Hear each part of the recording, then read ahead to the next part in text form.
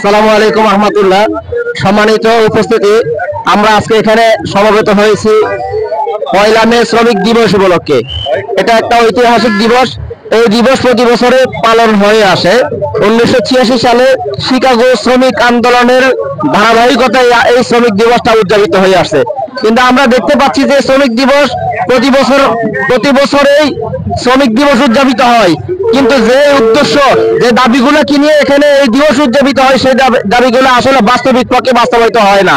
আমরা আজকে শ্রমিক দিবসে, আমি একজন ব্যক্তি হিসেবে, এই দেশের মানুষ হিসেবে, শ্রমিকদের পক্ষে একজন ব্যক্তি হিসেবে এই দাবিটা আমি করতে চাই। আমরা প্রত্যেকটা দাবি বাস্তবায়ন করতে না পারলেও প্রত্যেকটা দিবস থেকে আমরা অন্তত একটা করে দাবি আমরা বাস্তবায়ন করি।